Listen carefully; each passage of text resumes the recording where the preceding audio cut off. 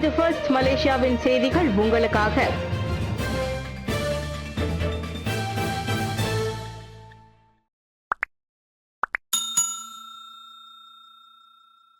புதிய கம்பீரம் பத்துமலை ஆற்றங்கரையில் 20 அடி உயர சக்திவேல் நிறுவப்பட்டது. பத்துமலை ஆற்றங்கரையின் புதிய கம்பீரமாக 20 அடி உயரத்தில் சக்திவேல் நிறுவப்பட்டுள்ளது. ஆண்டுதோறும் தைப்பூசத்தின் போது நேர்த்திக்கடன் செலுத்தும் பக்தர்கள் நேர்த்திக்கடனை செலுத்தும் முன்னர் தாங்கள் வணங்கி செல்ல ஏதுவாக அங்கு வேல் நிறுவப்பட வேண்டும் என பக்தர்கள் கோரி வந்தனர். அவர்களின் வேண்டுகோளை பத்துமலை நிர்வாகம் இன்று நிறைவேற்றியுள்ளது. கோலாலம்பூர் ஸ்ரீ மகாமாரியம்மன் தேவஸ்தான தலைவர் தான் ஸ்ரீ ஆர் நடராஜா தலைமையில் இன்று காலை 10 மணிக்கு வேலை நிறுவும் பணிகள் தொடங்கின. இனி நேர்த்திக்கடன் செலுத்தும் பக்தர்கள் ஆற்றங்கரையில் அவ்வேளை வணங்கிவிட்டு செல்லலாம். அவர்களை வேல் காக்கும் என தான் ஸ்ரீ நடராஜா நம்பிக்கை தெரிவித்தார். இன்றைய வேல் நிறுவும் நிகழ்வில் சுமார் 200 பேர் கலந்து கொண்டனர். இதனிடையே மஹிமா தலைவரும் தேவஸ்தான அறங்காவலருமான டத்து சிவகுமார் அடுத்த வாரம் அனுசரிக்கப்படவுள்ள தைப்பூச திருநாள் சிறப்பாக நடந்தேற பொதுமக்களின் ஒத்துழைப்பும் அவசியம் என கேட்டுக்கொண்டுள்ளார். மலேசியாவின் அடையாளமாக திகழும் பத்துமலையின் ஆற்றங்கரையில் இந்த 20 அடி சக்திவேல் வீற்றிருப்பது இவ்வாண்டு பத்துமலை தைப்பூசத்திற்கு மேலும் மெருகூட்டி உள்ளது. தான் ஸ்ரீ விக்னேஸ்வரன் ஆதரவில் சுங்கைசிப்பூர் பூர்வகுடி மக்கள் பங்கேற்ற விளையாட்டு திருவிழா. மாய்கா தேசிய தலைவர் தான் ஸ்ரீ எஸ். விக்னேஸ்வரன் ஆதரவில் பேராக் சுங்கைசிப்பூர் நாடாளுமன்ற தொகுதியில் உள்ள பூர்வகுடி மக்களுக்கான சென் ஓ எக் விளையாட்டு திருவிழா சிறப்பாக நடந்தேறியுள்ளது. 3 நாள் கொண்டாட்டமாக நடைபெற்ற அவ்விழாவின் நேற்றைய இறுதி நாளில் டாக் பேட்டின் கிணவ் ஒன்பதிமன் கால்பந்து போட்டியும் நடைபெற்றது. தான் ஸ்ரீ விக்னேஸ்வரன் சார்பில் சுங்கைசிப்பூர் மாய்கா மக்கள் சேவை மையத்தின் நிர்வாகி அசோக் குமார் மருதமுத்து பங்கேற்று நிகழ்வை அதிகாரப்பூர்வமாக தொடங்கி வைத்தார். சுங்கைசிப்பூர் மற்றும் இன்றி கிளந்தான், தெரங்கானு, பஹாங் உள்ளிட்ட வெளிமாநில குழுக்களும் அப்போட்டியில் கலந்து கொண்டன. அதில் முதல் பரிசை டெமெகா அணியும் 2ஆம் பரிசை சந்தே எஃப்சியும் வென்றன. அது தவிர மகளிருக்கான ஃபுட்சால் போட்டி, பூர்வகுடியினரின் பாரம்பரிய சம்பிட் போட்டி உள்ளிட்டவையும் நடத்தப்பட்டன. நிகழ்வின் சிறப்பம்சமாக தான் ஸ்ரீ விக்னேஸ்வரனின் சொந்த நன்கொடையாக 10,000 ரிங்கிட் வழங்கப்பட்டது. சுங்கைசிப்பூர் பூர்வகுடியினருக்கு தொடர்ந்து வற்றாத ஆதரவை வழங்கி வரும் தான் ஸ்ரீ விக்னேஸ்வரனுக்கு பொதுமக்கள் நன்றியும் தெரிவித்துக் கொண்டனர். தைப்பூசத்தின் போது தேங்காய் உடைப்பை கட்டுப்படுத்த வேண்டுமா? பினாங்கு முதல்வரின் பொறுப்பில்லா பேச்சு சிவகுமார் சாடல். தேங்காய்களுக்கு கடும் பற்றாக்குறை ஏற்பட்டுள்ளதால் தைப்பூசத்தின் போது தேங்காய் பயன்பாட்டை குறைத்துக் கொள்ளுமாறு பினாங்கு முதலமைச்சர் கூறியிருப்பது கொஞ்சமும் ஏற்புடையதல்ல. தொன்று தொட்டு தொடரும் பாரம்பரியத்தை தடுக்க அவருக்கு உரிமை இல்லை என மலேசிய இந்து ஆலயங்கள் மற்றும் இந்து அமைப்புகள் பேரவையின் தலைவர் டத்தோ என் சிவகுமார் சாடினார். தைப்பூசத்தின் போது தேங்காய் உடைப்பது என்பது வெறும் அலங்கார நிகழ்வல்ல. இது இந்துக்களின் சமய நம்பிக்கையாகும். தேங்காய் உடைத்து காணிக்கை செலுத்தினால் கெட்டது விலகி நல்லது நடக்கும் என அவர்கள் நம்புகிறார்கள். அதை வேண்டாம் என்றோ குறைத்து கொள்ளுமாறோ கூற யாருக்கும் உரிமை இல்லை என டத்தோ சிவகுமார் நினைவுறுத்தினார். முதலமைச்சர் சவுகோன் யூ என்னமோ தேங்காய் பற்றாக்குறை நேற்று முளைத்த பிரச்சினை போல் பேசுகிறார். கடந்த ஆண்டு ஆகஸ்ட் முதலே அப்பிரச்சினை இருந்து வருகிறது. பஹாங் சட்டமன்றத்தில் கூட பேசப்பட்டுள்ளது. அப்போதெல்லாம் அமைதியாக இருந்துவிட்டு தைப்பூச நேரம் பார்த்து அப்பிரச்சனையை கையில் எடுப்பது முதலமைச்சருக்கு அழகல்ல. பொறுப்புள்ள பதவியில் இருப்பவர் உண்மையில் என்ன செய்திருக்க வேண்டும்? தேங்காய் பற்றாக்குறையை தீர்க்க நடவடிக்கை எடுத்திருக்க வேண்டும் என டத்தோ சிவகுமார் காட்டமாக பேசினார். முதலீட்டு மோசடியால் 19,000 பேருக்கு 1.8 ரிங்கிட் பில்லியன் இழப்பு புகிட் அமான். நாட்டில் முதலீட்டு திட்ட மோசடிகள் குறைந்து போல் தெரியவில்லை. கடந்த 4 ஆண்டுகளில் மட்டும் முதலீடு என்ற பெயரில் சுமார் 19,000 பேர் மோசடிக்கு ஆளாகியுள்ளனர். பணத்தை பறிகொடுத்தவர்களில் 31 முதல் 40 வயதிற்கு உட்பட்டவர்களே அதிகம். 60 வயதுக்கு மேற்பட்டவர்களும் கணிசமாகவே உள்ளனர்.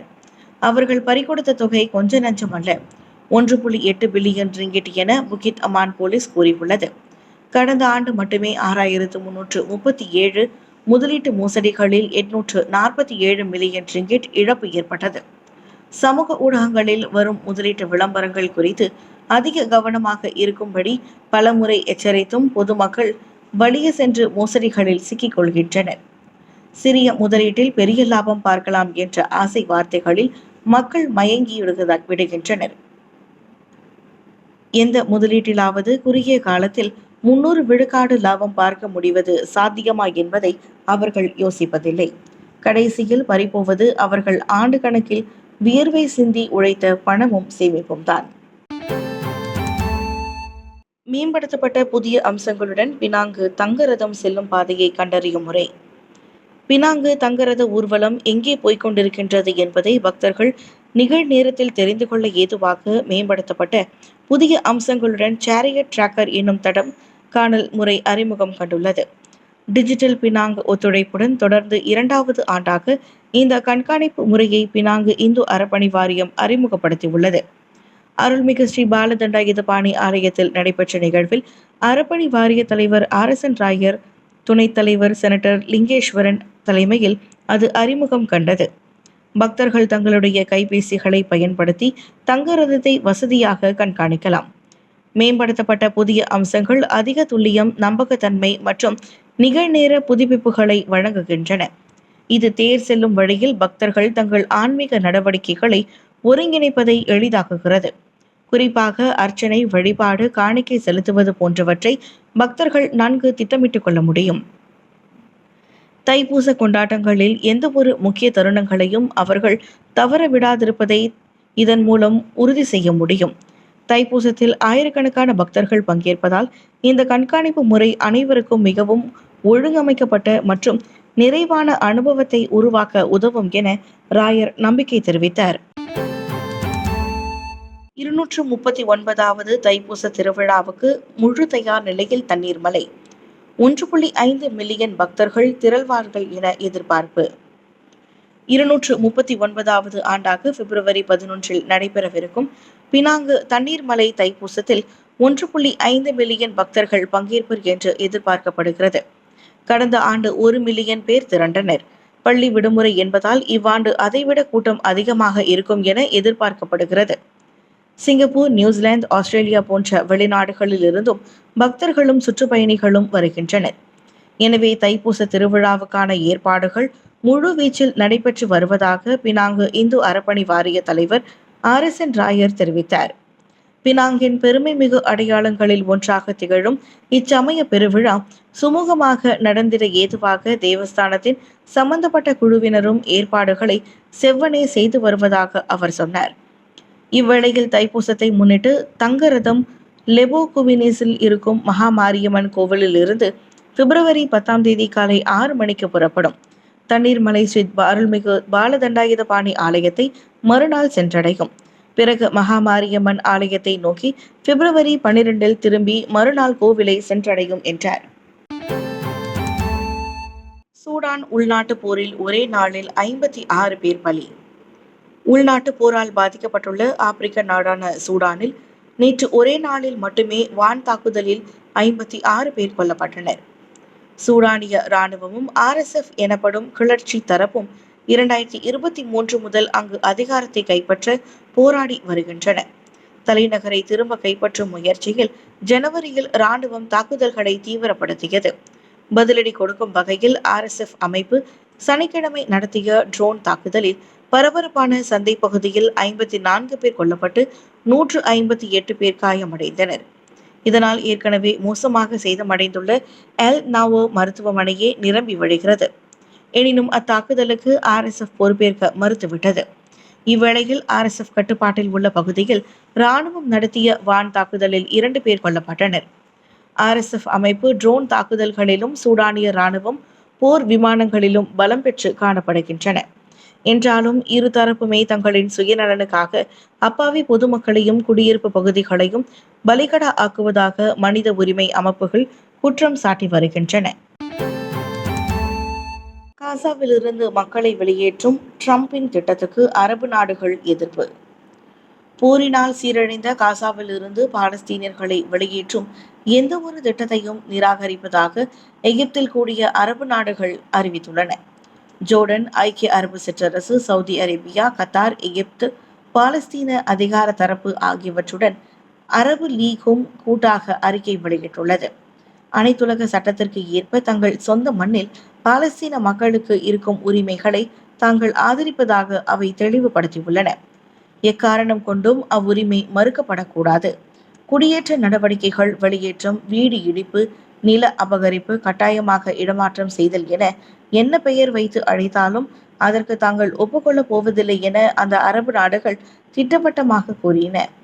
அத்தகைய திட்டங்கள் வட்டார நிலைத்தன்மைக்கு அச்சுறுத்தலாக அமைவதோடு மோதலை அதிகரிப்பதற்கு, மக்களின் அமைதி மற்றும் சக வாழ்வுக்கான வாய்ப்புகளை கெடுத்துவிடும் என அவை அச்சம் தெரிவித்துள்ளன.